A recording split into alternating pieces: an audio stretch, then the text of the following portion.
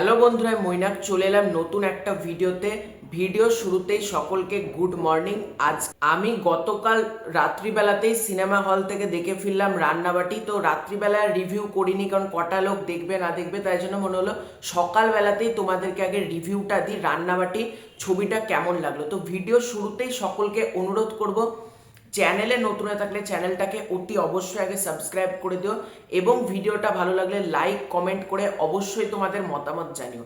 তো রান্নাবাটি ছবিটা ডিরেক্ট করেছে প্রতিম ডি গুপ্ত। এই ছবিতে অভিনয় করেছে ঋত্বিক চক্রবর্তী, সোলাঙ্কি, সোহিনী সরকার, অনির্বাণ চক্রবর্তী, রোজা পারমিতা দে সহ আরও অনেকে। এই ছবিটার ভালো দিক খারাপ দিক নিয়ে আলোচনা করব আজকের এই ভিডিওতে। তো মূলত আজকের এই ভিডিওতে ভালো দিক নিয়ে আলোচনা হবে, কারণ আমার কাছে এই ছবিটার জন্য কোনো নেগেটিভ দিক নেই। মানে পজিটিভ দিক যদি বলতে শুরু করি শেষই হবে না, আস্তে আস্তে আসছি। সবার আগে গল্প সম্পর্কে যদি বলি, এখানে গল্প সম্পর্কেও বেশি স্পয়লার দেওয়ার কিছু নেই। ট্রেলারে তোমরা বুঝে গিয়েছো ঋত্বিক চক্রবর্তী তার ওয়াইফ সোলাঙ্কি সে মারা গিয়েছে। এবার ঋত্বিক চক্রবর্তীর মেয়ে তার মায়ের সাথে যতটা সময় কাটাতো, সেটা রান্নার ঘরে হোক বা তার মা এত সুন্দর সুন্দর তাকে রান্না করে খাওয়াতো, সেটা ঋত্বিক চক্রবর্তী প্রথম দিকে পেরে উঠছে না তার মাকে, মানে সেই জন্য সে আবার যাচ্ছে রান্নার কোচিংয়ে, এবং সেটা হচ্ছে রীতা রায় অর্থাৎ তোমার এদিকে সোহিনী সরকার।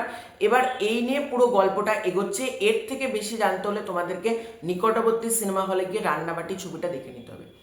এই ছবির প্রথম পজিটিভ দিক, এখানে প্রত্যেকের অভিনয়, এখানে সেটা ঋত্বিক চক্রবর্তী হোক, তোমার অনির্বাণ চক্রবর্তী হোক, সোহিনী সরকার হোক, সোলাঙ্কির সেরকম বেশি আছে আমি বলবো না, তবে কিছু কিছু জায়গায় তার মোমেন্টস আছে। সোলাঙ্কিকে যেটুকু যা দেখিয়েছে, বা তোমার একটা ছোট্ট রোলে, দেখো এটা স্পয়লার দেওয়ার কিচ্ছু নাই, একটা ক্যামিও রয়েছে টোটা রায়চৌধুরীর। কখন আসে কিভাবে আসে আমি কিচ্ছু বলবো না, তবে টোটা রায়চৌধুরীর ওই ক্যামিওটা বেশ বেশ কিন্তু আমার ভালো লেগেছে। মানে টোটা রায়চৌধুরীকে দেখবো এটা আমি এক্সপেক্টই করিনি। এবং পরিচালক যেহেতু মাছের ঝোল এই ছবিটা এত ভালো বানিয়েছিলেন না, আমাদের মধ্যে একটা এক্সপেকটেশন ছিল যে মাছের ঝোলের মতন হবে। তো আমি এক লাইনে বলতে চাই, পরিচালক মাছের ঝোলে যে দু একটা ভুলভ্রান্তি করেছিলেন, এই ছবিতে কিন্তু সেগুলো নেই। এই ছবিটা আমি বলবো যে রান্নার উপকরণ যেন পারফেক্ট রান্না, আমরা বলি না, রান্নাবাটি হচ্ছে একটা পারফেক্ট ডিশ, যেটা তোমরা যদি হলে যাও, তোমরা যখন ছবিটা দেখবে তোমাদের মন পেট সব কিছু ভরে যাবে। গল্পটাকে এত সুন্দর সুন্দর মোমেন্টস দিয়ে ক্রিয়েট করা হয়েছে না, যে রান্নার ক্লাস, যে রীতা রায় সে যখন রান্না শেখাচ্ছে, সে রান্নার সাথে কোথাও গিয়ে নিজের জীবন বা নিজের যাবতীয় সব কিছু কিন্তু টেনে আনছে।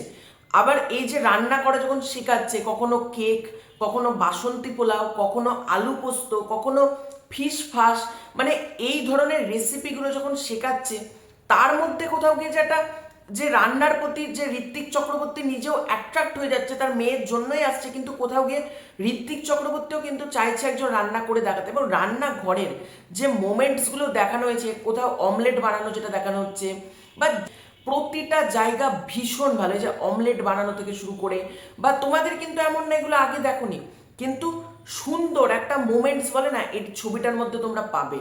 এই যে বাসন্তী পোলাও যখন রান্না করছে, ঋত্বিক চক্রবর্তী পারছে না, বলছে আমি রান্নার ক্লাস থেকে ছেড়ে দেবো, আমি রিফান্ড করবো টাকাটা, আমাকে মানে টাকা রিফান্ড চাইছে, তখন আরজে শাহান বলছে রিফান্ড হবে না। তখন রীতা রায়ের ক্যারেক্টারটা যেভাবে বোঝাচ্ছে যে কেন রান্নার ক্লাসে আসা, এবং তার যে জার্নিটা, ঋত্বিক চক্রবর্তী বলছে যে রান্না শিখছে তার মেয়ের জন্য। এবার রীতা রায় মানে সোহিনী সরকার তাকে যেভাবে গাইড করছে, ওইটা ভীষণ ভালো। এবং নাচের তালে কোথাও গিয়ে যেরকম দেখানো হচ্ছে রান্না নিয়ে, ওগুলোও ভালো লেগেছে। মানে শুধুমাত্র ঋত্বিক চক্রবর্তী তার স্ত্রী মারা গেছে একেবারে কিন্তু সেটা না যে সে কষ্টে আছে, কোথাও গিয়ে রীতা রায় সেও কিন্তু কষ্টে আছে। এবার কি কষ্ট আছে এটা আমি বলতে চাই না, বললে স্পয়লার হয়ে যাবে, তাই জন্য আমি বলছি, এটুকুই বললাম। মানে প্রত্যেক মানুষের জীবনেই কিন্তু একটা কষ্ট আছে, দুঃখ আছে, কিন্তু রান্না মানুষকে ভুলতে শেখায়, রান্না মানুষকে নতুন করে এগিয়ে যেতে শেখায়, এই ছবির মেসেজটা।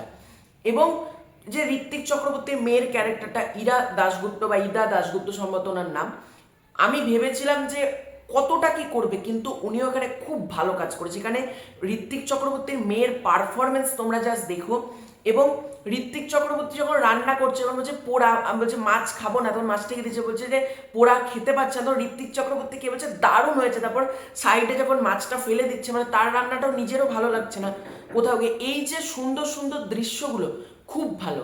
অনির্বাণ চক্রবর্তী, তার একটা মোমেন্টস খুব ভালো লেগেছে। সে একটা জায়গায় বলছে জেঠু আবার বিবাহ অভিযান করবে, বলছে বিবাহ অভিযান আবার, মানে কমেডি সিকোয়েন্স, মানে কোথাও গিয়ে আবার বিবাহ অভিযান। এই ছবিটারও একটা রেফারেন্স দেওয়া হয়েছে। মাছের ঝোলের গুরুত্বপূর্ণ ডিশ কি ছিল? কাতলা কমলা।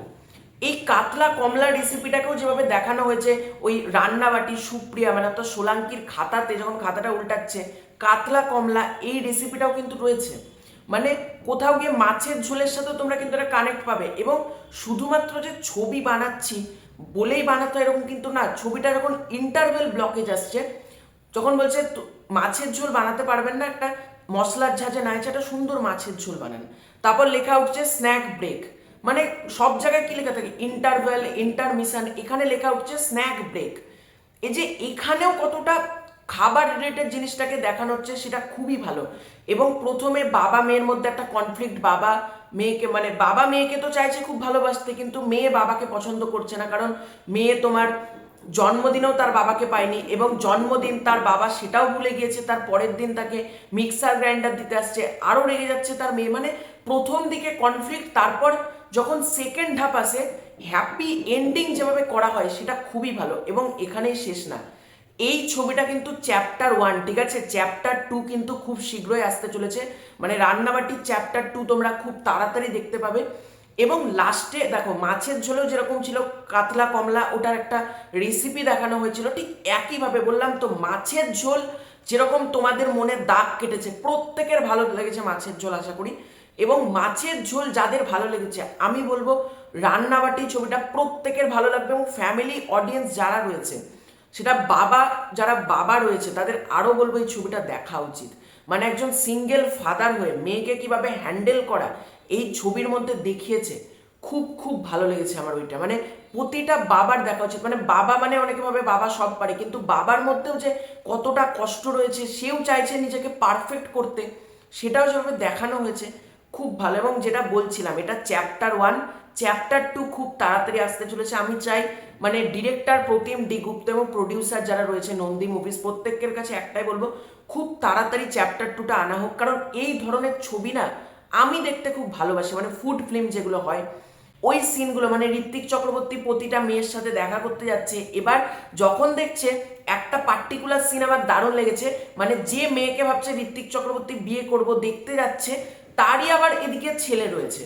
এবার ওই সিনেমা এবং ওর ছেলে যেরকম গায়ে চকলেট কেক মুছে দিচ্ছে, মানে ঋত্বিক চক্রবর্তীর গায়ে, ওই সিনগুলো লিটারেলি তোমাকে হাসাবে, তোমাকে মজা দেবে। কোথাও গিয়ে এই ছবিটার মধ্যে পারফেক্টলি সব কিছু আছে। কখনো তোমাকে হাসাবে, কখনো তোমাকে কোনো মুহূর্তে ইমোশনাল করে দেবে খুব, কখনো তোমাকে মনে হবে রান্নাটা এবার কেমন হচ্ছে। রান্নাতে যেরকম সব কিছু ব্যালেন্স করতে হয় না, এই ছবিটার মধ্যে পারফেক্টলি সব মশলা ব্যালেন্স আছে আমি এটা মনে করছি।